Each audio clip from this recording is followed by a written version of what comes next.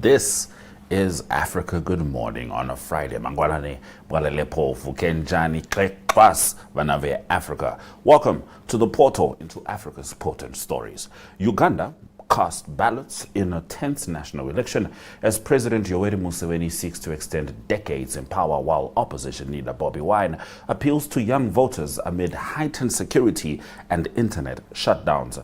Electoral Commission Chair Simon Byabakama guarantees results will reflect votes alone. Ethiopia accuses Eritrea of arming rebels, escalating regional tensions. Seychelles and Mauritius lead Africa's passport rankings for 2026. Our segment Education in Focus, a defining week for Namibia's learners, highlights NSSCO and NSSCAS results, top schools, and regional achievements in reports by Network Media Hub journalists. Zambia posts early economic gains on copper and stock markets. Morocco and Senegal advance to the AFCON final. AGM can be watched on DSTV 285, GoTV 25, ntvafrica.my.na, and NTV Africa on YouTube. My name is Ashwin Berry. Top stories shortly. Life is unpredictable and one needs to be protected against any eventuality. Get Santam legal access from as little as $50 Namibian a month for when you find yourself in need of legal representation due to civil cases, criminal prosecution, and family matters such as divorce, child maintenance, and custody. It also covers labor disputes, disciplinary hearings, and unfair dismissal or retrenchment. With Santam Legal Access, you'll receive free legal advice on almost every legal aspect, whether the specific matter is covered by your policy or not. For true peace of mind and legal protection when you need it most, call us on 061-292-8000. Santam. This is freedom.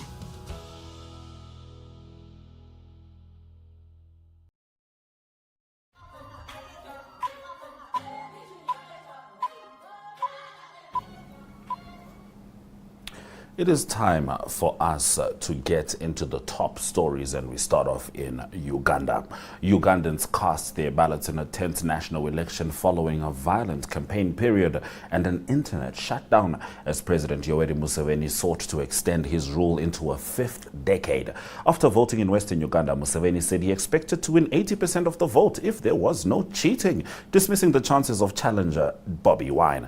The 81-year-old leader has framed the election as a mission to protect past gains, maintain peace, and push Uganda towards middle-income status. Wine, a 43-year-old musician known as the quote-unquote ghetto president, appealed to young voters frustrated by limited economic opportunities in a country with an average age of just over 16. Voting in Kampala took place under heavy police deployment, with some polling stations opening late due to biometric machine failures. Authorities blamed opposition supporters for unrest during the campaign, which saw hundreds arrested and at least one person killed. Internet access was cut to curb what officials called misinformation, prompting many citizens to use offline messaging apps. Despite tensions, no unrest was reported during voting hours. Now, Uganda's elections chief said pressure and threats linked to the presidential vote would not influence the outcome, insisting that results would be determined solely by ballots cast. Simon Byabakama, chairperson of the Electoral Commission, said he had been warned by senior government figures not to declare certain candidates winners, though he did not identify those involved. His remarks followed the circulation of a video in which a presidential aide suggested the commission would never announce opposition leader Bobi Wine as president, even if he won. Byabakama said such comments amounted to empty talk and stressed that his duty was to apply the law and announce results based on votes. Ugandans are voting as President Yoweri Museveni seeks a 7th term against 43-year-old Wine and 6 other candidates with more than 21 million registered voters. The campaign period has been marked by accusations of harassment, arrests, and disrupted opposition events. Byabakama said security forces near polling stations were deployed to maintain order, not intimidate voters, and confirmed results would be announced within 48 hours. Ethiopia accused neighboring Eritrea of arming rebels after police said they seized thousands of rounds of ammunition in the Amhara region, escalating a growing war of words between the former foes. Federal police said 56,000 rounds were confiscated and 2 suspects arrested, with preliminary investigations alleging the ammunition was sent by Eritrea's ruling party. Now, Eritrea did not immediately respond, having previously denied meddling in Ethiopian affairs and accused Addis Ababa of aggression. The dispute revived strains between the two countries, which fought a 3-year border war from 1998 and later signed a landmark peace agreement in 2018 that earned Ethiopian Prime Minister Abiy Ahmed a Nobel Peace Prize. Relations have deteriorated since Eritrea was excluded from the deal ending Ethiopia's Tigray conflict. Tensions have also grown over Abiy's repeated statements that landlocked Ethiopia has a right to sea access, remarks Eritrea views as threatening. Eritrean President Isaias Afwerki said his country had no appetite for war but would defend itself, while Abiy said Ethiopia seeks dialogue, not conflict. A new ranking shows that a small group of African countries continue to enjoy relatively greater global mobility, with Seychelles holding the continent's most powerful passport at the start of 2026. According to the Henley Passport Index, which tracks 199 passports and 227 destinations using airline data, Seychelles ranks 24th, offering visa-free or visa-on-arrival access to 154 countries. Mauritius follows in second place, ranked 27th worldwide and with access to 147 destinations, while South Africa takes third, ranked 48th with entry to 101 countries.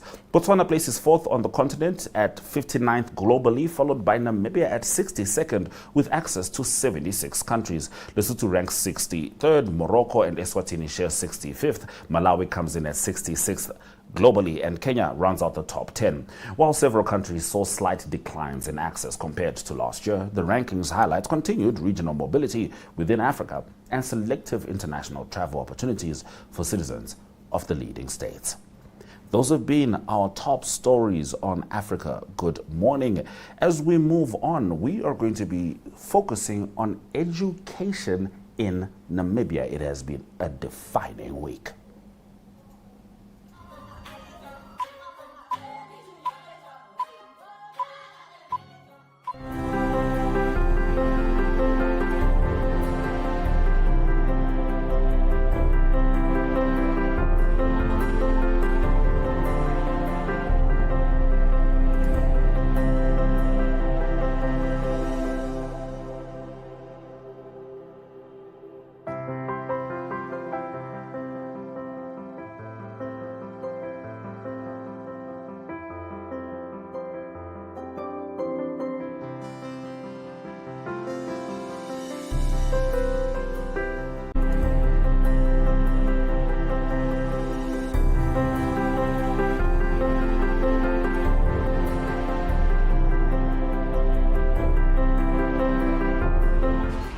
To be entertained? We've got you. GoTV's got more shows just for you. That's right. More movies? Yes, jackpot. More kids shows? Of course. And more football than anywhere else. No doubt about it. Yes, we've got more. And we've got you. Pay for your current GoTV package and we'll upgrade you to the next highest package. Get more with GoTV. At home or on the go with GoTV Stream. GoTV. Love it.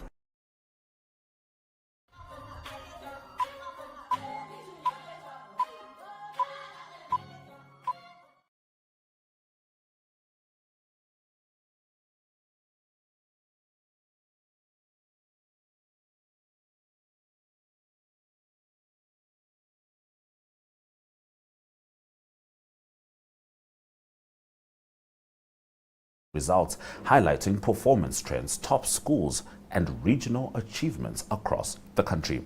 In our first video, the Minister of Education, Innovation, Youth, Sports, Arts and Culture, Sanet Steenkamp, addressed learners at Westside High School in Swakopmund, and this was on the first day of the academic year, emphasizing respect for one's self-discipline and a zero-tolerance approach to drugs and vaping in schools.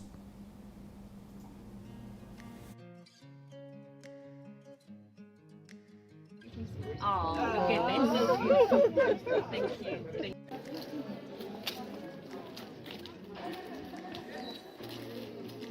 Respect for other students, because if that is there, We will not have bullying.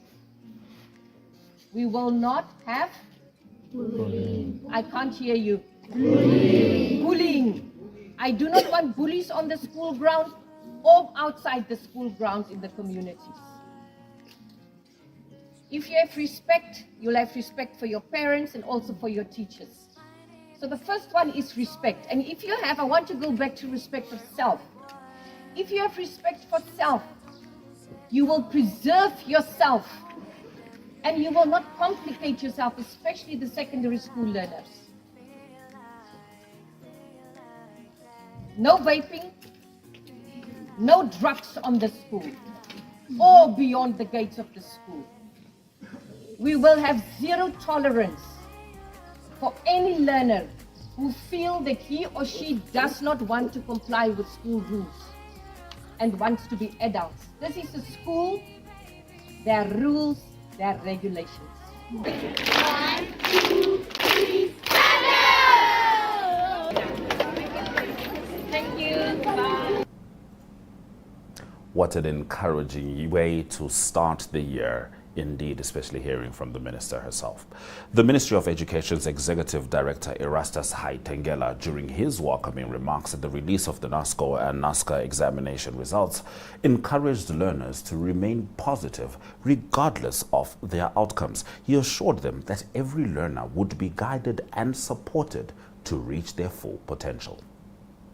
NSSCO and NSSCAS 2025.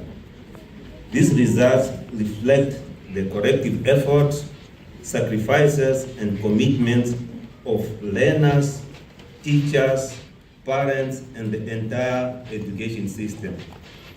Dear stakeholders and partners in education, while I wholeheartedly welcome you all, I want us to carefully digest the results, celebrate the achievements, encourage resilience, and reaffirm our shared responsibility to nurture the future of our nation.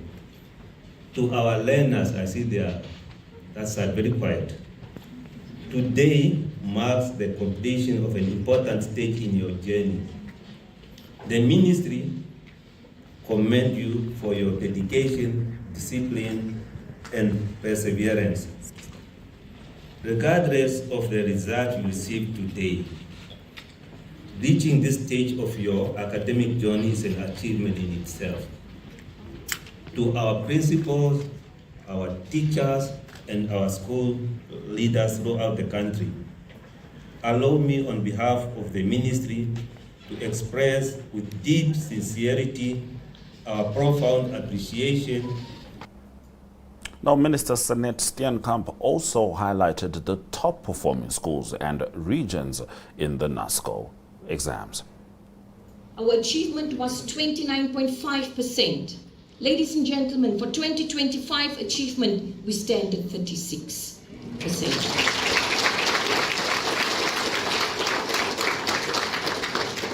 KPI 2 is the old benchmark that I mentioned. Candidates at least achieving 20 points in 5 subjects. We stood in 2024 at 53.7%. Ladies and gentlemen, for 2025, we're at 60.2%. The second KPI, which is the revised benchmark, candidates achieving at least 25 points in 5 subjects. We stood in 2024 at 34.6%. We are now at 40.3%. I don't see any smiles.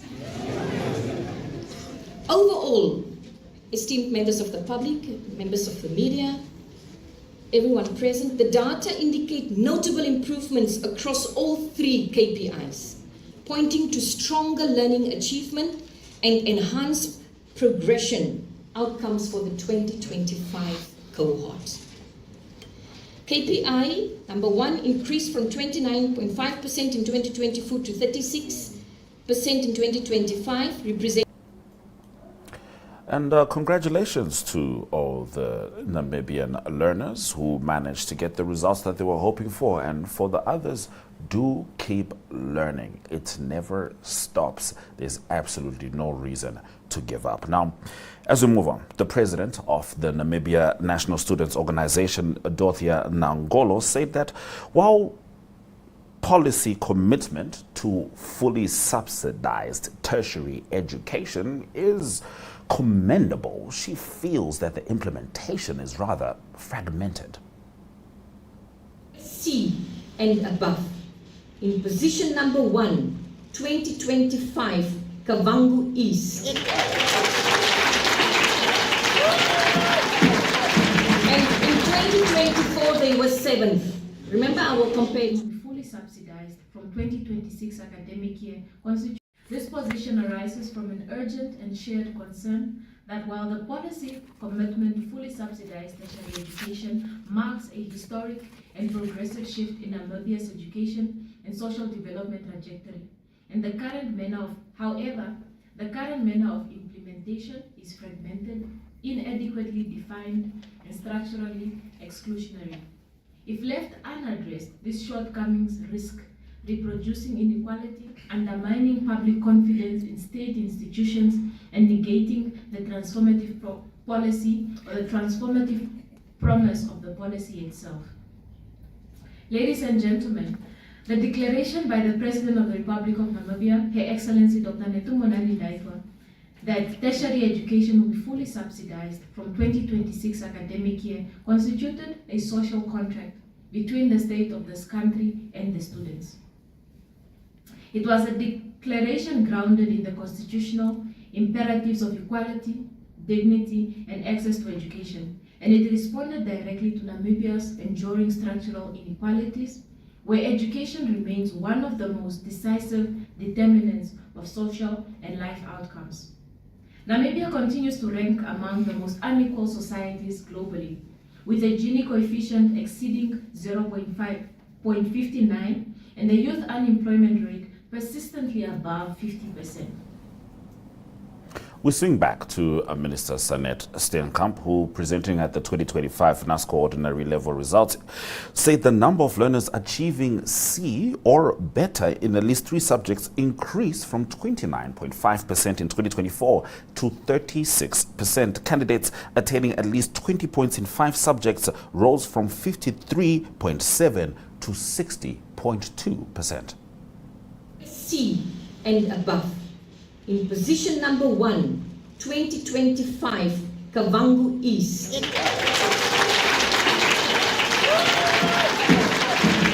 in 2024, they were 7th. Remember, I will compare to the two years. Position 2025, 2nd position taken by Oshikoto, who was the 1st position 2024.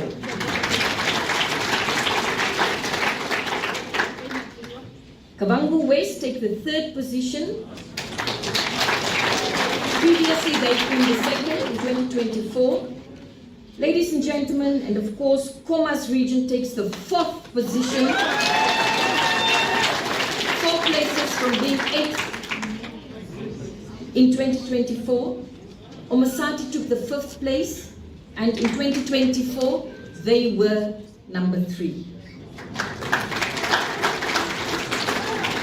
Ohangwena in 2024 was at the 5th place. They are now taking the 6th rank. Oshana in 2024 stood in the 4th place. Today Oshana ranked 7. Karas is ranking 8 from 11th place. Now, the Minister of Information, Communication and Technology, Emma Theophilus, during her visit to Swakopmund Secondary School, engaged learners on the value of education, discipline, and the meaningful use of time in the classroom. She encouraged learners to appreciate the opportunity to attend school and reminded them that their daily school environment plays a critical role in shaping their worldview and, of course, their future. Using this great opportunity that I've indicated that not every single Namibian child has the opportunity to go to school. To one, get the knowledge you need to get. You have 5 days in a week that you are every day at school. The teachers you see Monday to Friday, the learners you're with Monday to Friday, will shape a lot of your worldview and the way you see the world, the country, your community, and the world.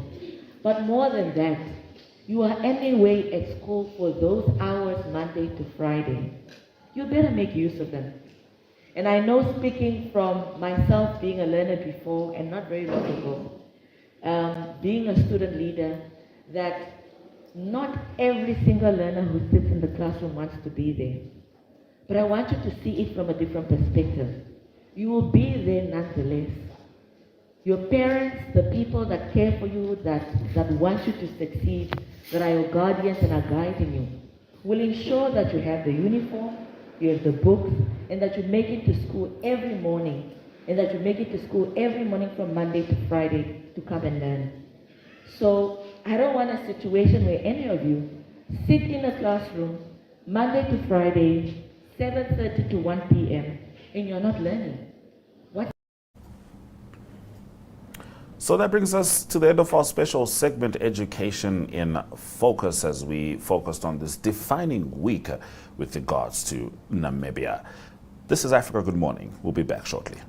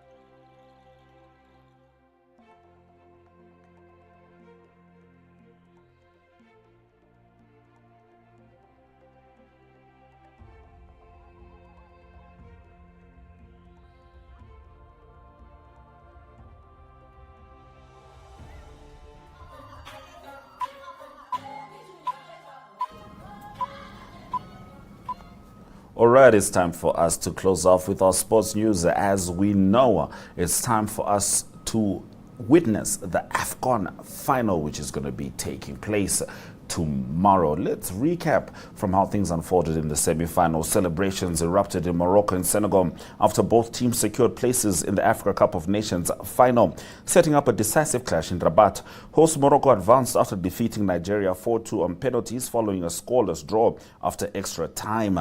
Now, goalkeeper Yassine Bono Bonu proved decisive, making two crucial saves, while Youssef El Nesri converted the winning penalty. Nigeria's Stanley Nwabali managed one save but could not prevent defeat. In the other semi-final, Senegal edged Egypt 1-0 with Sadio Mane once again overcoming Mohamed Salah in a major tournament meeting. Mane scored the winner in the 78th minute, striking from outside the penalty area after Lamine Camara's effort was blocked. Egypt's wait for another continental title continues, having previously lost the 2021 final to Senegal on penalties. The hosts and the defending champions will now meet in Sunday's final, promising a high-stakes showdown. That has been Africa Good Morning. Thank you for joining us in our first week back in 2026. DSTV2 at 5, GoTV25, OneUp2.com, Network Media Hub, NTV Africa, and ntvafrica.my.na is precisely where you can find us. From me, Ashwin Bedi, and the Africa Good Morning team, Soda Jakadaka.